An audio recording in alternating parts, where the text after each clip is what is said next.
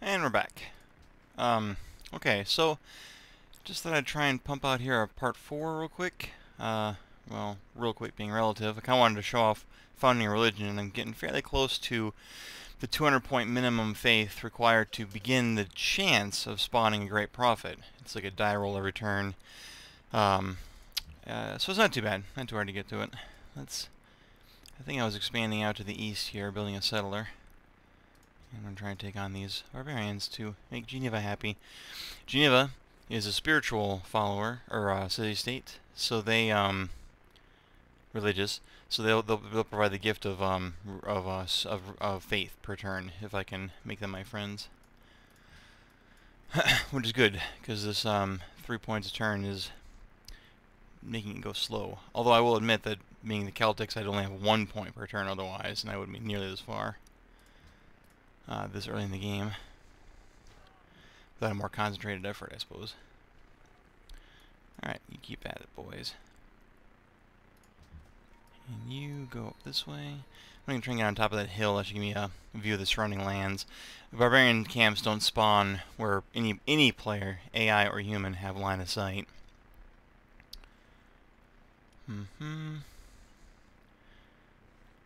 Working on a shrine here. Settler. Oh, that settler's bumped up from 6 turns to 3. I wonder... Oh, these guys must have finished... No, I don't know what happened there. I'll take it, though. What? Why can't I see them anymore? That's weird. I met Colombo. Colombo has archers. Chariot archers. Okay. Let's just keep moving up here. Spanish warrior there. I wonder if she plans on expanding out here too. Hopefully I can beat her to the punch. I don't see a settler, but for all I know she's got a city over there and I can't see it. Oh, hey, the chariot archers took him out so I can swoop in and take the encampment. Thanks, Colombo. And now both of them are my friends because they both wanted that guy gone. So now I am getting 2 points of faith per turn from them, and an extra 2 happiness from them. For a few turns, though. 10 or so, 12 turns, and then it'll reset back to neutral. But that's okay. Didn't cost me nothing. 5 faith per turn will be good.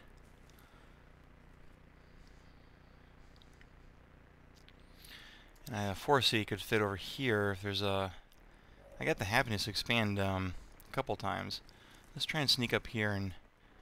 Oh, find more people. Alright, you can go ahead and automate now you built all this... What's your production at? 12 now? With another... quarry coming in. I can build quite a few things here. I'm working on... If I get sailing, I'll be in the classical era, which is nice. I don't need it, but I should probably grab it. In fact, my next city, I think I should probably try and build along the coast so I can get some naval power going and some other benefits being on the coast. Especially there's some fish right there. I'll grow faster. All right, let's not... Oh, I'm totally trespassing. I meant the other way. Alright. Alright, perfect. That's where I wanted to build anyways, right? Well, I was thinking right there, but I'll go with the computer recommendation. I know I should build a watermill. I know I should build a watermill and a library especially. But frankly, I want to build another settler and get that going. Oh shoot. Should I build a wonder instead? Not the Hanging Gardens, apparently. Hey, look at that. I've impressed Hong Kong with my culture, so they're now my friends. Handy. Get out of there, you're trespassing. Okay, so that's more happiness. What can I build wonder-wise? Stonehenge? Great library. Yeah, that's a free technology and a free library in the city's built, and I don't have a library yet, so that seems like the way to go, actually. And let's automate you.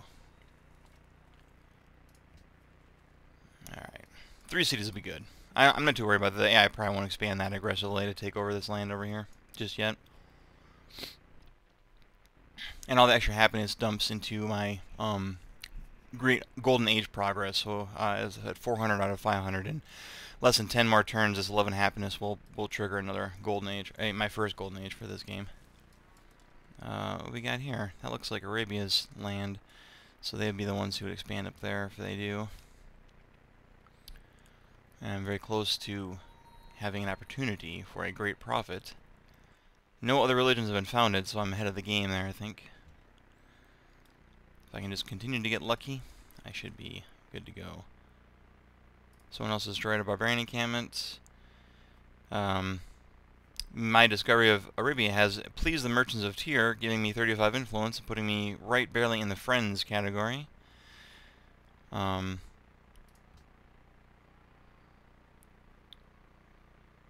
Looks like I can't quite afford to bump that influence up a little bit, but that's fine. I don't need to. Let's see what we can do here. Statue of Zeus, built somewhere else. That's alright. I like the Statue of Zeus, but bigger fish to fry. Ironically, I just got sailing when I said bigger fish to fry. Probably not related. Workboats. You can use workboats like they're like water settlers, or sorry, water workers. They work tiles, fancy tiles like fish or whales or pearls. And classical era. Now, actually, all my cities look a little bit more classical. Actually, they look less like huts, but more like shanty towns. Let's build this guy's city. And you'll notice he's actually you probably can't notice, but I will show you. That city is next to 1, 2, and 3 fish. So if I build 3 workboats, I don't think they can quite catch this hex down here. If I build some workboats, those fish will make the city grow real fast. There's a lot of flat land around here with very few precious production hammers, just a couple hills. But it'll grow real fast, and I can use that population to create specialists like scientists and engineers that can help the city grow and produce great people throughout the ages. It's a very cool way to build a city. All right, math. Courthouse, hanging guard. See, someone else already has mathematics, so I'm not doing great. I'm not doing bad. Score-wise, I'm ahead, but that's probably just because of my third city. Ironworking is 18 turns out. Ironworking reveals iron. I always like to see how badly I got screwed by not having any iron near me. Happens every game. All right, we'll go with horseback riding in case someone gets uppity. And I will. I'm going to start building a watermill. Sure, it's 75 turns away because my production in this city is not great, but as population rises, the watermill time will go down. I'm also going to purchase a trireme is tempting because I can start exploring the coast. Let's do that. Okay, and I'll just move these archers back into place to protect that city later. And I got a warrior. I got 2 warriors there. Why do I have 2 warriors there? Oh, I sent them up a long time ago. These guys I sent up a long time ago. This is probably secure because any land-based troops have to come through here to get to the city. So let's move them instead more to the front lines. Unknown civilizations, formed a pantheon. Alright.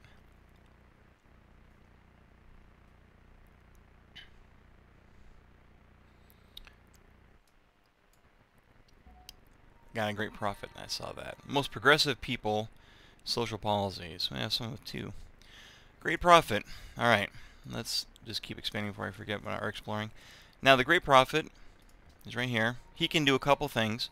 I could improve a tile. All great people can improve a tile with a special unique building. Like, great engineers can create a tile that has a ton of production on it for citizens working on that tile. Ton of production for that city.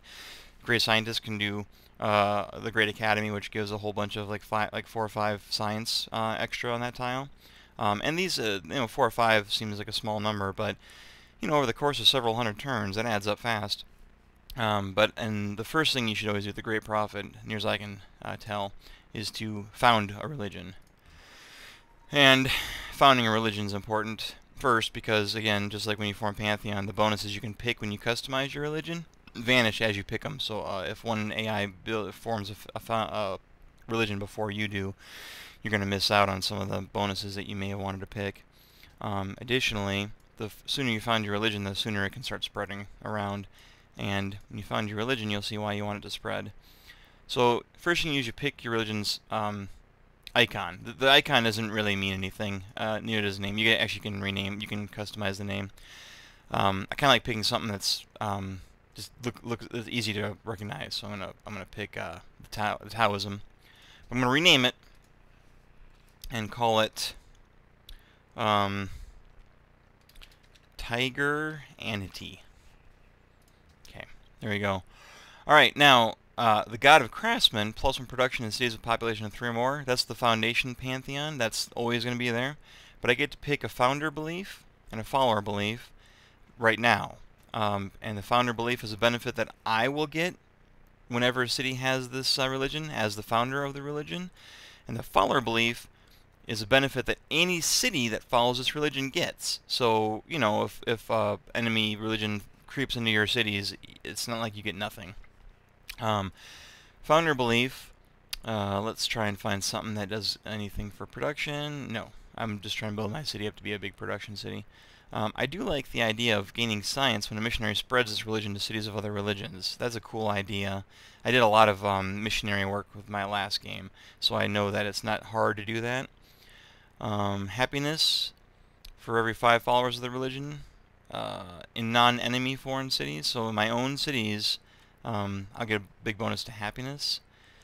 +1 faith, +1 gold for every 4 followers of the religion. That's actually kind of interesting. That could be a lot of gold over time.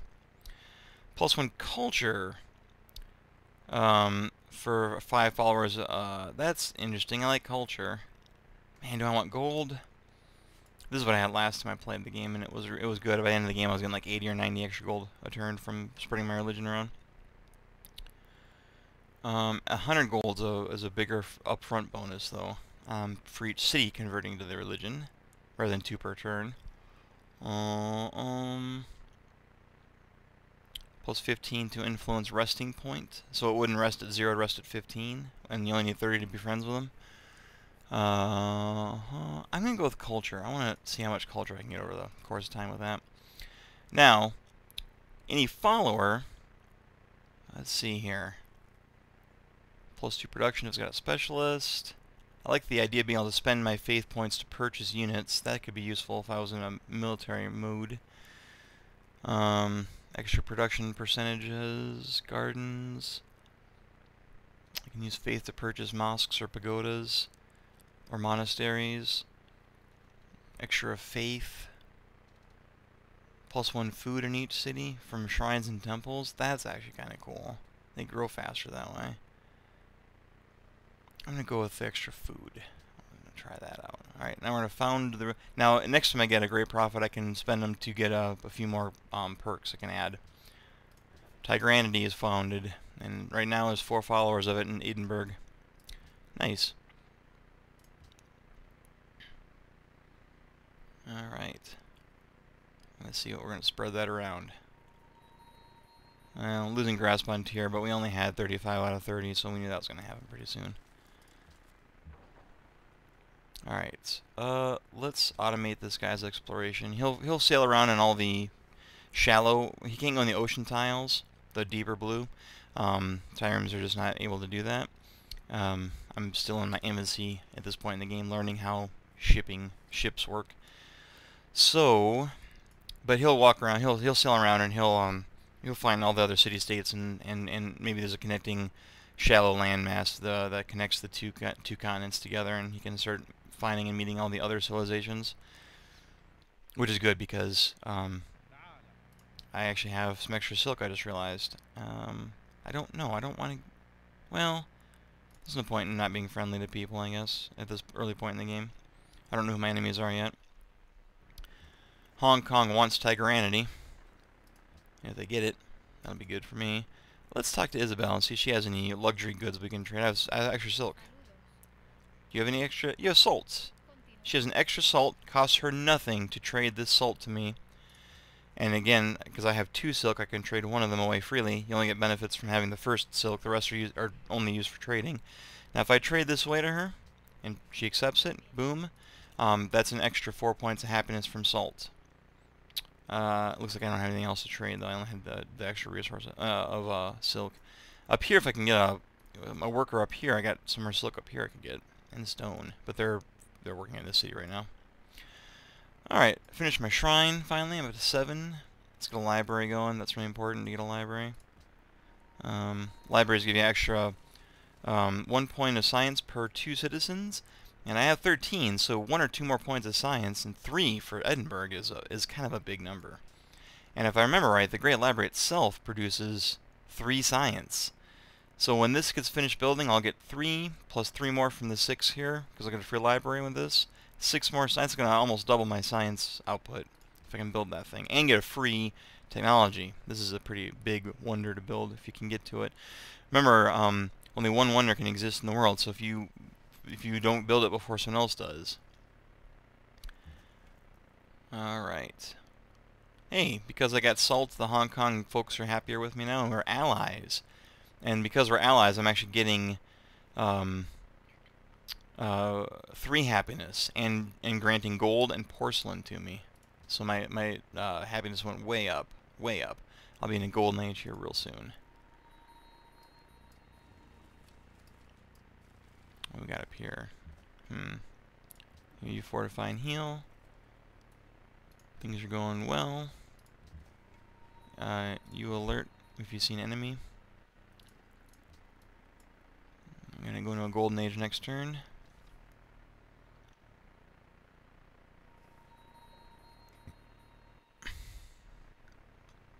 My golden age is done, giving me extra gold, extra culture, and my cities produce slightly faster.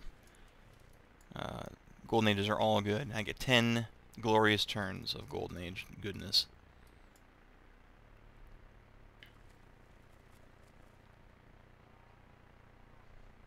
I'm the only one with a religion so far. Missionaries are expensive though, so I won't be able to spread around too much. Oh, they got a camp down there. I think I'm going to take my warrior down there and see if I can maybe clear that camp out and get Cahokia to be my friends.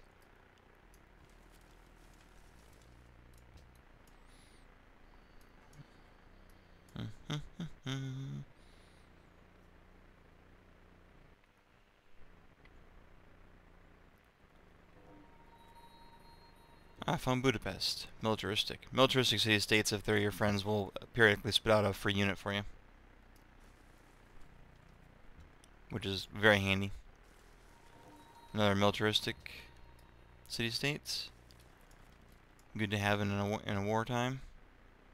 Actually, just in general, it's nice to get free military units because then you ain't got to spend time building them yourself. And sometimes you get military units that are unique units for other civilizations that aren't in the game, so that's kind of cool. You know what? If I'm going to take this out, I'm going to do it easier. I don't know why I didn't think of this. I'm going to have my Trireme fly up that way, and the Trireme can provide naval support. My warrior pounds on the encampment. Looks like that's the northern edge of Arabia's territory there.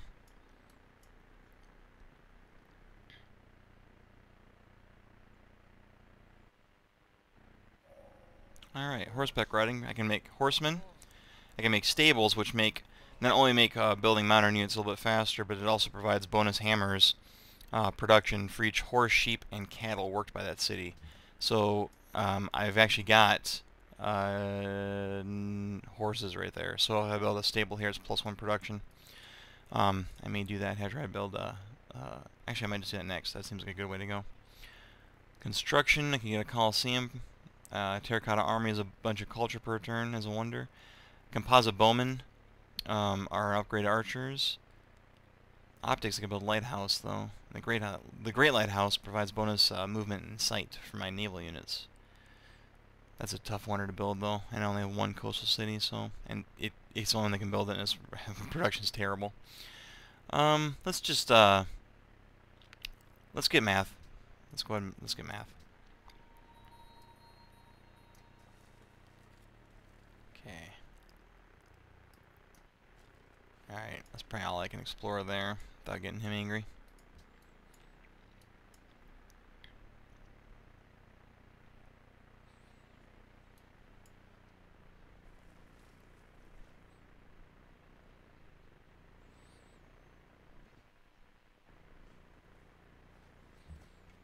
Alright.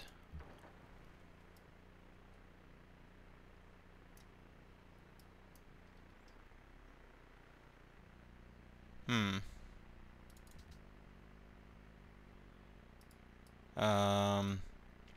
So do Tyreems not have a way to attack anymore?